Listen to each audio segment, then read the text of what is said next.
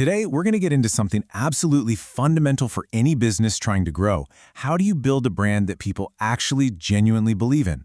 We're going to map out the entire architecture of authority and show you exactly how smaller brands can build something that lasts. All right, let's just jump right in with a big question. If you had to name the single biggest challenge, the number one hurdle for a small brand trying to make its mark, what would it be? Just take a second to think about it. Most people's gut reaction is probably visibility. Just getting seen, getting your name out there. And look, that's not wrong, it's definitely important. But the real war isn't for eyeballs, it's for belief. The real answer, the one that truly matters, is trust. And this leads us to something I like to call the visibility trap.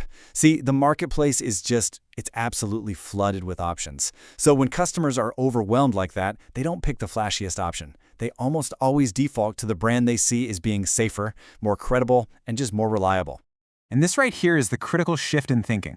We've got to stop looking at trust as the soft, fuzzy, nice-to-have feeling. It's not. It is a hard-nosed business asset. It is an honest-to-goodness growth strategy. So let's talk about the economics of this, because trust has a very real, very tangible impact on your bottom line.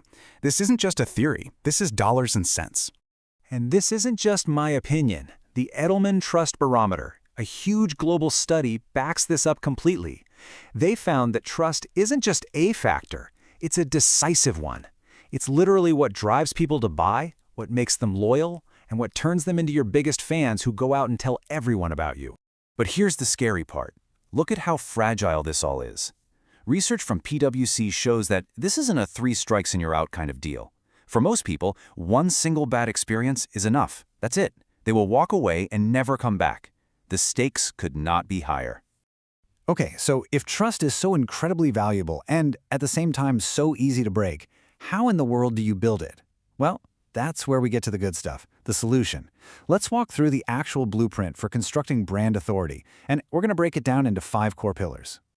Here it is. This is our roadmap. We're going to go through each one, delivering consistency, leveraging social proof, educating to establish your authority, being transparent and human, and finally, building partnerships. So let's start at the very beginning with the foundation. Pillar number 1, and you could argue it's the most important one of all, is consistency. Real authority, real trust, it's all built on a bedrock of reliability. Your customers have to know what they can expect from you, every single time, no exceptions. And this really gets to the psychology of it, right? Predictability makes people feel comfortable and safe. Think about it. Every single positive interaction is like pouring another layer of concrete on your foundation. Over time, all those experiences compound, and that is how you form that deep, unshakable trust. So how do you actually do it? Well, it all boils down to making sure every single touch point is aligned. Is your product quality always top-notch? Is your messaging and your voice the same everywhere? And is the entire customer experience, from the moment they find you to the support they get after, reliably excellent? When you can say yes to all 3, you're building trust. Okay, so once that foundation is solid, it's time to put up the main structural supports. And in the world of branding, those supports are what we call social proof. It's simple. When potential customers see that other people already trust you, their own fear and uncertainty just starts to melt away.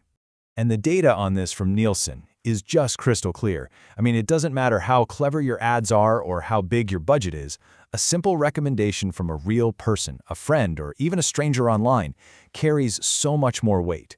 We are just fundamentally wired to trust each other.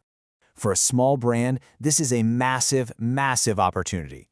You can actively lower the risk for a new customer by putting testimonials everywhere, sharing photos or videos your users post, writing up detailed case studies about successes, and just making sure your reviews are front and center. All right, on to pillar number 3. This is where you make a really big shift. You go from just being another player in your market to becoming the actual architect of your niche. See, authority isn't something you can just claim for yourself. It's something you have to prove, you have to demonstrate. And the best way to demonstrate it is by teaching, by educating. The moment you shift your focus from sell, sell, sell to consistently providing real value, actionable insights that actually help people, the entire perception of your brand changes. You stop being just another seller, and you become a resource, a trusted voice. And this is something literally any brand can start doing right now. Publish what you know. Share interesting data that's relevant to your customers. Create simple how-to guides or checklists. You don't just sell a thing, you teach people how to be successful with that thing. Let's get to our fourth pillar. To build something strong today, you have to use transparent materials.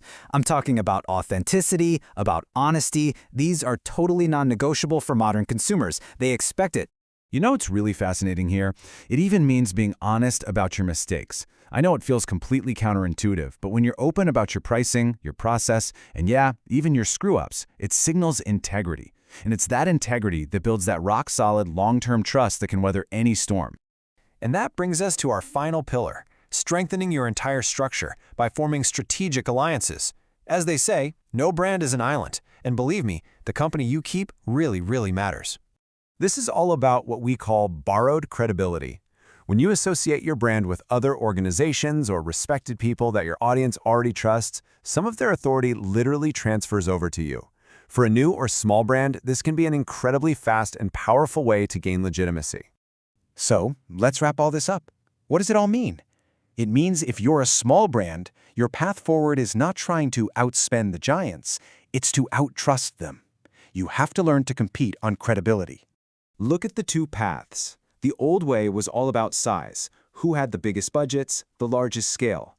The new way, the smarter way, especially for smaller brands, is to compete on trust, using the 5 pillars we just went through: consistency, proof, education, transparency, and alliances. And let's be perfectly clear about this. This isn't just a fluffy branding exercise to make you feel good. In today's crowded, noisy, competitive market, building real credibility, that is your lifeline. It is quite literally a matter of survival.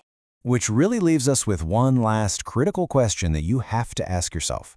When you really look at your own brand, your own strategies, what is it actually built on? Is it built on the shifting, unstable sands of just trying to be visible? Or is it built on the solid stone of genuine, earned trust?